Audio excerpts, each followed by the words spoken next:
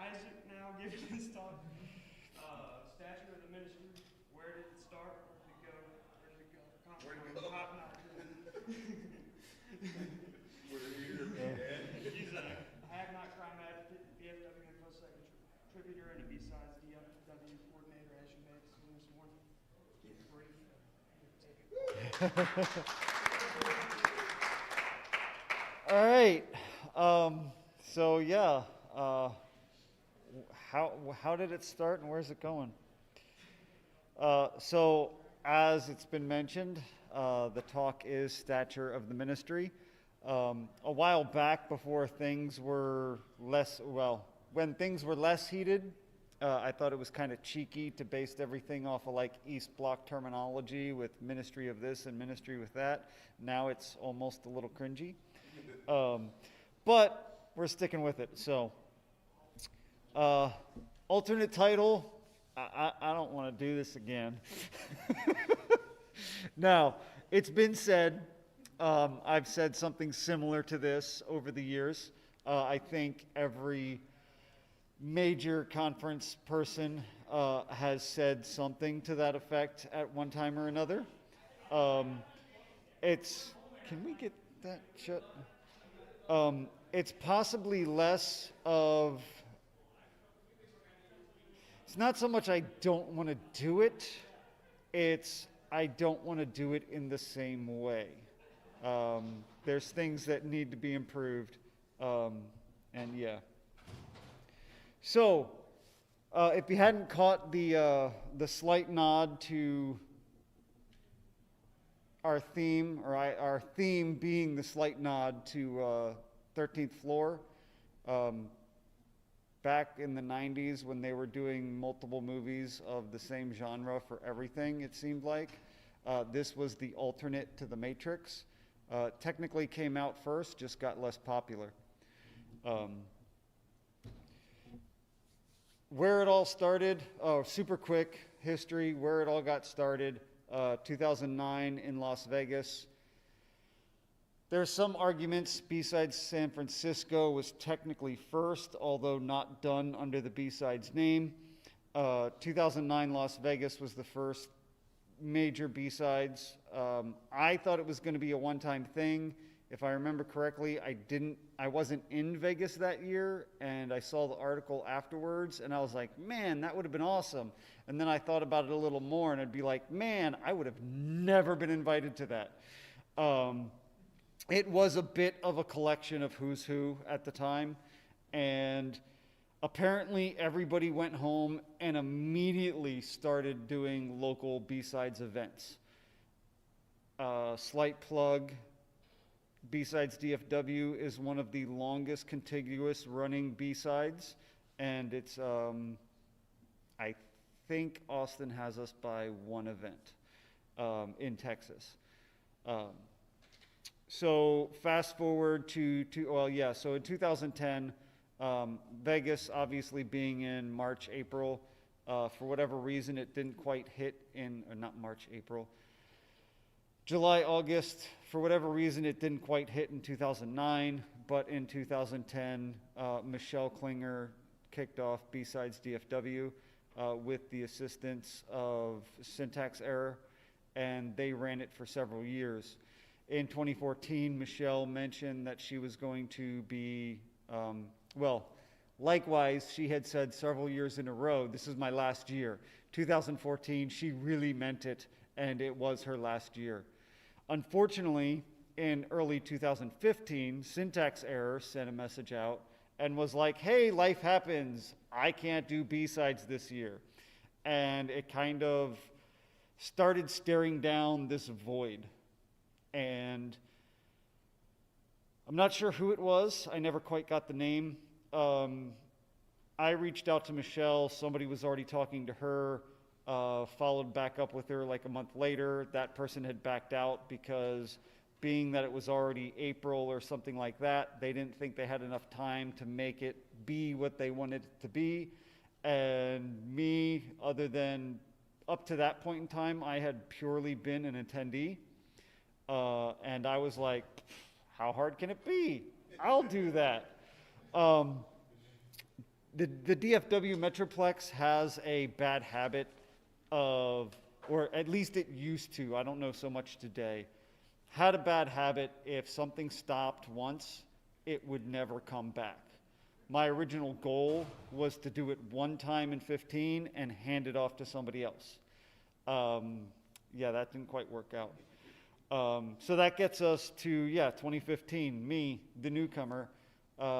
Technically, I picked it up in May. I found some of those old emails while refreshing my memory. I thought it was closer to June, but I picked it up in May. First year, we ran just over $9,000 for a total budget. I was told prior to that it was well over double that. So 2015, I was like, look, we got a venue, we got speakers, everything else is gravy, which is really the two biggest things you need. Fast forward, not so much. 2015, we actually ran because we didn't have enough time to do any real organization. I did incorporate with the state. No, I didn't. I lie. I didn't incorporate with the state. I was looking at how to do that. 2015, we technically ran under the flag of the Lab MS in Plano. They were already a full-on nonprofit. They graciously accepted my offer of using their 501c3 and access to their bank account. We brought in our own money, but we wrote it underneath their umbrella so that everything could happen. And very immediately after the event, I started working on the paperwork. And 2016, we filed as 501c3. In order to get money from sponsors, it's a lot easier if you are a corporation of some sort, whether it's an LLC or otherwise, rather than an individual asking for some of the amounts that conferences ask for. And my original intention, because it was BSidesDFW, but it was always in Dallas and typically in Northeast Dallas, I wanted to rotate it every year between Dallas and Fort Worth. That didn't really pan out until 2019. We finally got over to Fort Worth. And then, of course, everything else happened, and we went virtual for a couple of years. And after leaving virtual, we've basically been in a rebuilding phase. 2019, we had a false drop in attendance because our venue had not dealt with a group of the size we were estimating. So they had us put a cap on the attendees, which was the first time we'd ever done that. Actually, the only time we've ever done that.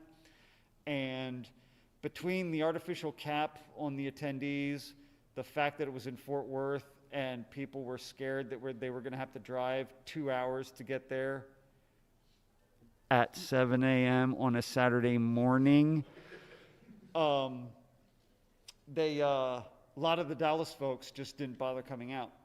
And I talked to several afterwards, and they were like, oh, I didn't think I'd get in. And I was like, okay, we're a free con. You know we have a high no-show rate, and it's not a 2-hour drive that early in the morning in Dallas. So, just to add to that, I believe it was 2018 was Richland. I think it was 2017. The last year we were at SMU in Plano. I have an 80s Jeep YJ. I made it from Arlington to Plano in 45 minutes on a Saturday morning. I don't know how, but if I can do that in an 80s YJ, I'm sure your car can get to Fort Worth. Anyhow, enough about beating up on that. So yeah, we finally got to the west side, and then we had to go virtual. Oh, right, the artificial cap. So between the cap and being in the west side, we lost a lot of attendance that year, and then virtual kind of finished it off. 2022, we were back in Fort Worth. Just the way things came down, it wasn't the awesomest location, but it worked. And like I said, we've been on a rebuild track.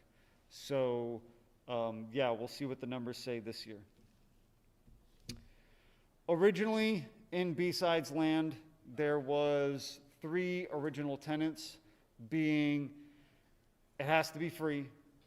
We don't provide, coming out of DEF CON and the old hacker mentality of anonymity and handles and that kind of a thing, we don't provide participant information to sponsors, just blanket, here you go call everyone. And open CFP. That is one of the primary reasons B-Sides got started in the first place. Many folks were upset with the way speaker selection was handled in 2009. So had to be an open CFP, and from a sponsor standpoint, no pay for play. So yeah, you might be the platinum, whatever sponsor of the event. That doesn't mean you automatically get a speaking slot. You still have to go through the CFP process. And cost was very quickly modified. The story I heard, one of the what's the word I'm looking for? One of the catalysts for that was coming out of Austin, and they were like, look, we cannot find a venue for free that can handle the number of people we're getting each year. Can we start charging a nominal fee to cover venue? And what I heard was originally it was modified, and the cost was supposed to, or the admission price was supposed to go primarily directly only to covering the cost of the venue.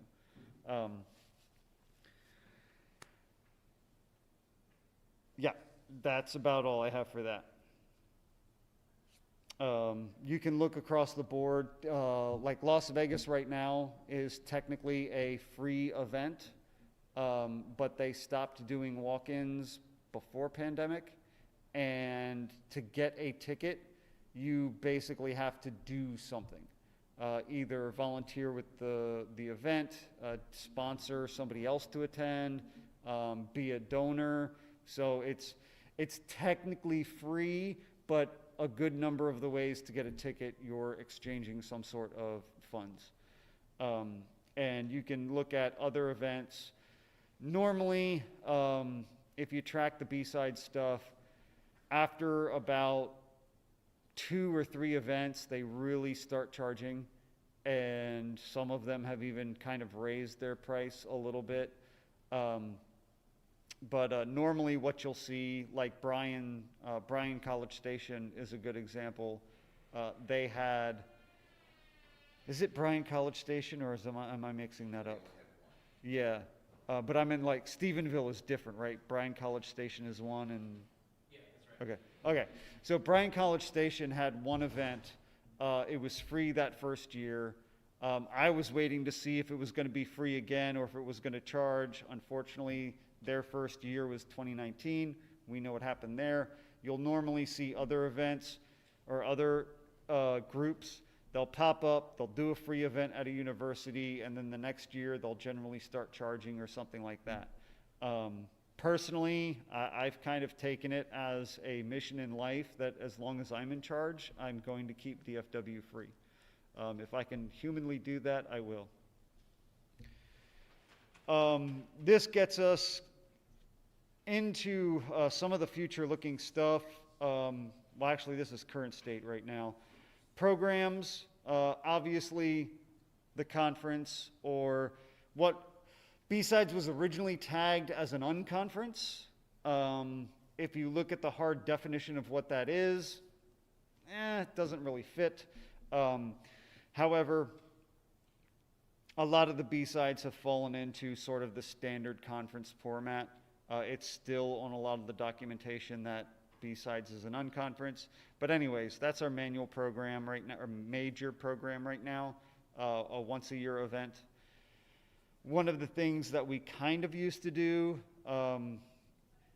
arguably not formally as B-Sides, but some of the key players were involved in other community outreach and engagements. There for a while, we had some cross-pollination with Crypto Party, which sort of morphed into Libre Technica. There was key people that were in both camps that were aiding and helping with women's shelters and showing them how to detect whether or not there is a tracker on their phone and those kind of things, technology-based, to help keep them safe. We also had a soft kickoff of a laptop donation program in 2022 actually. That went okay. By the time we really got to the point of making strides or formulating a formal process, the person who was really in charge of that left and has moved on to other things. They gave us permission to keep moving forward with the program under the model they kind of lined out. Technically, we have a small allotment of laptops that were donated tail end of 2023, a couple early in 2024. Because life has happened and other people are busy at their day jobs, those machines are still sitting there unrefurbished, and we need to get those set up, new hard drives and builds ready to go. I would like to include sort of a little guide on generic safe computing practices and steps and get those out to K-12 kids that need them. And beyond that, projects along the lines of Dallas not being really good or DFW not being really good with things stopping and coming back. In the past, it's been my experience, you'll see people talk at one of the events and they'll want to collaborate on something and they'll have a lot of emails and discussions. And if it does come to fruition, they never really report back to the groups where they met, or it just kind of dies on the vine and nothing happens. In the past, early days of pre-2012, the groups all sort of hated each other. We had a turning point. 2012 was probably the beginning of the turning point, and now most of the groups are very cross-pollinated, massive core folks that float between everything. So love to see that, but still don't see a lot of collaboration happening and projects outside of the monthly events and other things that happen. So we would love to be able to get some projects going, keep them going, and do something else other than just a single con. Challenges, permanent staff, being all volunteer, being people's free time, being unpaid things. Like I said, life happens, and I totally get that. I don't know why certain people put up with me, because I have a very skewed idea of work-life balance. It's not healthy. Don't be like me. But at the same time, some of you might notice there was a very prominent key absence this year. Life happens. They're busy with work. They could not attend.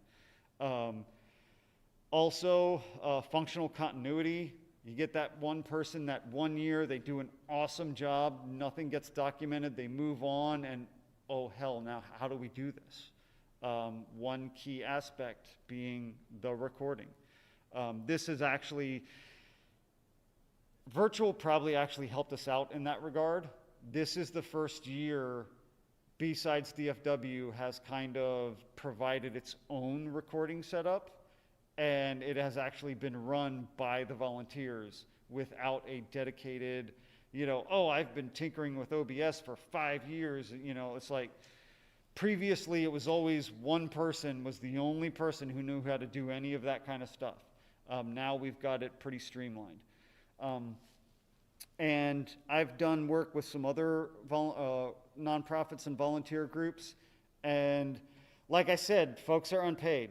Not everybody, but you definitely see a difference in some people's output and how much they're willing to actually work. Yes, it's a nonprofit. Yes, it's to help people, the community, whomever. It's still a job. You agreed to do a job, do the job. I've seen so many of the volunteers treat it as if it doesn't necessarily matter, and you might have 20 people, but what's actually getting done? So that's the other challenge with the staffing. Beyond that, as you might be able to tell, some of these slides, I didn't quite finish them. Funding is always a challenge. We are trying to move more towards, for multiple reasons, we are trying to move more towards a true community-funded, by the participants donorship. First thing everybody says to me, do an admission. Yes, that would be the easy way out. I'm also lazy, and admission prices are not tax deductible for a nonprofit. I don't want to do that extra paperwork. That's one of the reasons I want to keep it free. But, you know, more like a pay-as-you-can type model, those that can contribute more, you know, that's why we're hawking our vintage swag for donations outside. That's why I haven't done it too much this year. In the past, we've made general call-outs. Actually, we did mention this year Giving Tuesday or whatever it was in September. You know, trying to get those things going. There's also a slight technical line in the IRS code regarding sources of your funding. And if it is a highly condensed few select things, you could technically get restructured as a foundation rather than a charitable nonprofit. In order to be a true charitable nonprofit, 33.3% of your profit or your revenue has to come from a quote-unquote public entity. If, over the aggregate, a single entity has donated more than 2% of your multi-year aggregate, they are no longer considered public. So the first couple of years, I was like, we only had 8 sponsors. I thought it was cool because, you know, going to some conferences, you got just lines of 30 some odd vendors, and you're like, oh my gosh. I thought it was cool we were able to do such a good thing with so few inputs. On the backside, that kind of bit us on taxes because, yeah, so we need to increase our public donorship. It wears you out. This is my 10th year, I think, and there's a lot of different things. There's a lot of moving parts. And if you don't have a proper team behind things, it very easily ends up being mostly one person or it just shuts down. So that's one thing I've struggled with. I'm not good at delegation, and it is my absolute mission after November to get actual committees set up and get more people involved as key players and individual teams so that this thing can kind of become more self-sustaining rather than relying on a few primary players. I'm sure there's more. That's all the challenges I'm thinking of at the moment. Highlights.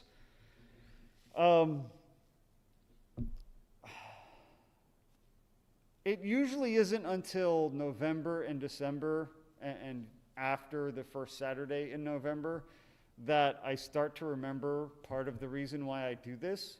And it's every year because I'm so close to it. I'm like, man, this sucked, that sucked, this failed, this didn't work. And then I'll run into somebody in the hallway and they'll be like, dude, this was the best con ever. And I was like, oh shit, all right, okay. It is definitely a matter of perspective. So getting the feedback, hearing what you all have to say, definitely keeps this train moving. Witnessing the impact in life. It's not just people feeling good and having a good time. We've seen folks get jobs, start careers, change careers, get out of bad situations. Some of the things like with the women's shelter, not only seeing you help somebody, but knowing that that's very, very specifically having an impact on them. For folks that are looking for self-advancement, if you're in a job, well, actually, that's more the second one. You probably hear at your day job a lot about being well-rounded and doing this and doing that. And if you want this position, you've got to improve whatever. It definitely helps with the soft skills. I am unfortunately still using a lot of ums up here. I think I've gotten better at speaking. I have definitely gotten better at negotiating with entities and corporations, and choosing words, not to be deceptive, not to sugarcoat things, but just to be clear and effective in the language that you use to get a job done. And then on the other side, for the technical aspect, day job, you're siloed, you can only do this, but you want to learn a different angle of something. We probably have some of that technology going on that we need assistance with. You can't get into cloud at your day job. You don't have whatever resources to do cloud on your own. Well, maybe we're standing something up. Maybe we want to move off of some other platform into a cloud platform. Some of the recording stuff. You want to get into AV, graphics. Mad Hat has done a lot of our art in the past. I am trying not to abuse him every year for that purpose. If we can get other people that can draw and do art and create logos, all the better, step up the t-shirt game. I know you've probably seen it. Most of the socials, it's just text. I don't have the time or inclination to put together all kinds of cool graphics for a post that is going to trend for a minute and a half. So I've always been more about the content rather than the polish. That may be to our own detriment, who knows. At the same time, maybe somebody else has more of that polished skill. And again, there's more, but this is what I had going off the top of my head. And so that gets us to the future. I've already mentioned establishing some committees, expanding beyond just this event. Some of the ideas that have been bounced around. Technically, a year and 3 months ago, I recorded several folks at DHA's 10th anniversary, and I still haven't gotten that put together to actually use on a podcast. I've got a name I want to use, all that kind of thing. I just haven't actually pulled the trigger on it. Tutorials. Providing, if we can, putting together, actually a good example of that, Mastodon. Good God, was that when he bought it? A while back, there was a huge push to get on Mastodon, 2022. And I was like, this is perfect timing, because I was already trying to work on some sort of almost like an EFF style comparison of the different platforms and which ones, have the best privacy settings, and what privacy settings do you need to check within each one to make sure you're doing things securely. And then that happened, and everybody started moving to Mastodon, and we were going to try to put together one for B-Sides 2022. It just didn't happen in time, and since then it's kind of died on the vine. Reviews. This borders on endorsements. It can brush up against advertising. A lot of that stuff kind of gets into a gray zone being a nonprofit.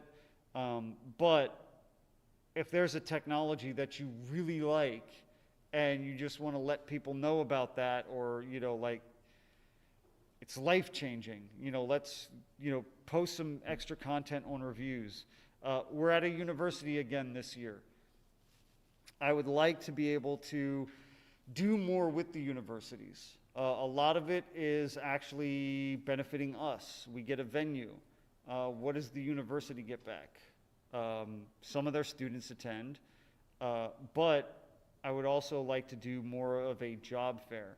If we could partner with the different schools and, you know, do a job fair in the spring at UTD, do a job fair in the fall at, you know, SMU or whatever. Another idea that I had recently, piece together or do like an alternate style job board. If you were around in the olden days, one of our folks who has since moved away kind of did that. Don't know if that's still active. I've got a weird idea for an interactive capture the flag. I won't go into too many details, but basically, rather than the typical command line portal, trying to do something else. Books. DEF CON has their story writing competition. Was thinking of doing like a the Jason E. Street, Stealing the Network, Stealing the Identity series that was novel-like, but technically accurate throughout. I would kind of like to do something like that, possibly in a choose-your-own-adventure format. There was some old books back in the day from Scholastic where by the end of the book you actually had like a functional basic program. Do something like that. Not only would it get people contributing, but it would also provide possibly something educational for the younger folks coming up in technology. So, bunch of other ideas that are out there, and of course, because it's too small on my screen, yeah, half of this is just my own delusional ravings. So if you want to come on that ride and see if we can make it happen, let's talk about that, and hopefully not fall into the trap I mentioned on slide 3. So that's kind of where we at, or where we are. Yeah, at this point, it's questions. I just had a thought. You were talking about the Choose Your Own Adventure book, and I know I had a friend I used to work with that authored a book and sold it for a cheap price on Amazon, but I was wondering, can you do a free book on Amazon that's a donation and stay within the realms because it's coming from many different people? I don't know how that would work as far as donation on Amazon. I just thought it was Yeah, I mean, I know we could self-publish and get it out there, and They do, what is it, Platinum does, where it's pay what you can, okay, and you get the copy for free, like through a website. I don't know through Amazon, yeah. but it's self-publish and then advertising. Is that hard copy or is that PDF? I mean, it could be PDF, it could be hard copy, you can mail it, but they do courses, so all theirs is online. Okay, and for the video, well, yeah, there's the, like, I think that's what Gareth Hayes has his JavaScript for hackers. Okay. I think it's got flexible pricing to it. okay, so for the video, folks were mentioning Amazon possibly with donations. Also, Black Hills does something similar with a pay-as-you-go model. My big thing right now is, you know, the call to action out of all of this is who's willing to help, who wants to do stuff, and how quickly can we kind of make that happen, just because, well, we don't want to do it too quickly because November, December, I'm going to be wrapping up 2024 numbers and year-end stuff, but definitely in January, want to get a head start and start working on 2025 and the various other programs. The laptop donation is one in particular.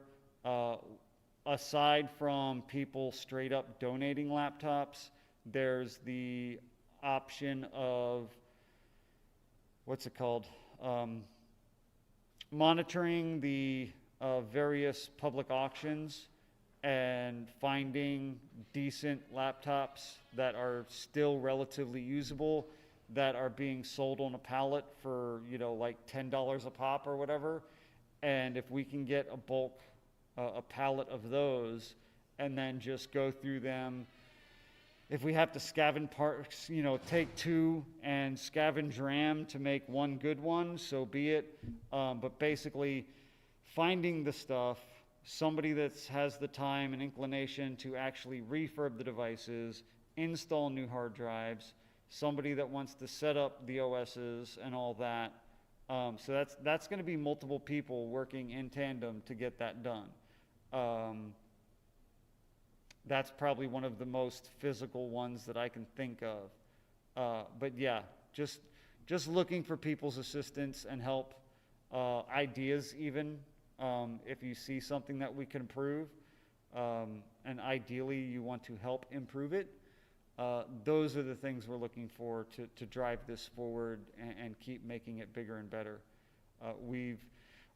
As I mentioned earlier, we're in a rebuilding phase. I'm okay with slow growth. I don't want to see some of the things that have happened at other events, whether or not that was attributed to the fact that they did grow too fast or they didn't grow too fast. Being in the smaller event, there's a lot of those kind of things that just don't happen here. So I'm okay with a slow level of growth, but I would still like to see some growth year after year. Any other questions? How would we contact if we want to help out? Would we contact email?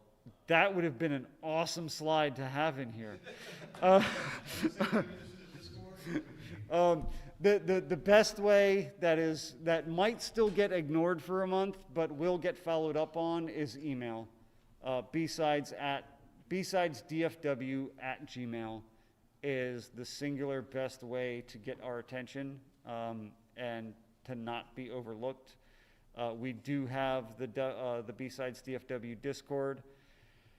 You can DM us on Twitter. You can DM us on Mastodon. You can even send us a message on LinkedIn, but the primary means would definitely be email, BSidesDFW@gmail. Anything else?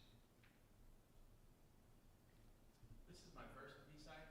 Are there other events of this nature by this group that happen throughout the year, or is it a fall event? For BSidesDFW, it is the first Saturday of every year. First Saturday of November every year. Now, with that said, the Metroplex has a plethora of things. You might have noticed the DFW InfoSec QR code out in the lobby. There is Fort Worth 2600? Okay, so there's Dallas. Okay, Dallas 2600, Denton 904, DC Group, DC 214. There's got to be a calendar on the Yeah. DC 214, DHA, North Texas Cyber is rebooting. Then you have your more corporate ones like ISSA. There's supposedly an ISC squared meetup. I don't know that I've ever seen them actually have a meeting. OWASP is still sporadically active. So there are many other groups to engage with that aren't technically BSidesDFW. From a B-side standpoint, there is a loose global organization that kind of provides guidance, but technically every B-Sides is its own independent thing. So, I mean, really, other than the fact that we have the name DFW, if somebody wanted to, they could start up B-Sides Dallas or B-Sides Fort Worth or B-Sides Mansfield. But every B-Sides is technically an independent grassroots org. And they're all different types of, some of them are LLCs, some of them are nonprofits, some of them are structured other ways. So it's all over the map. But locally, the only thing BSidesDFW has done in a consistent basis is this conference once a year. Have you had a chance to check out some of the meetups? I have been to various corporate sponsored, vendor sponsored events, lunches, dinners, that kind of thing. Oh, okay. Yeah, especially Jake's Texas Cybersecurity is meeting at Yeah, they're moving to North Texas Cyber's moving to Louisville. Yep. Is it back at the church? I don't know. Oh, okay. So, There's Dallas Hackers Association and there's DC 214 both Yeah. at the County Karaoke Royal 35. I can show you where the Google Calendar. Yeah, these are Yeah. monthly, and you'll see a lot of the same participants going back and forth. Har- I haven't been going as much this year, but Hardware hacking basically came out of DHA, IBIS, and Honenbo. We got in contact with them because they were at DHA as regulars. Prior to that, Altbeer was running the hardware hacking. We met up with him at the other meetup groups. So, yeah, there's a lot of organic stuff around here. It's just getting plugged into those meetings. That was the QR code in that stand. Yep. Yep. Okay, I found that link earlier. And we got a couple more minutes. Anything else?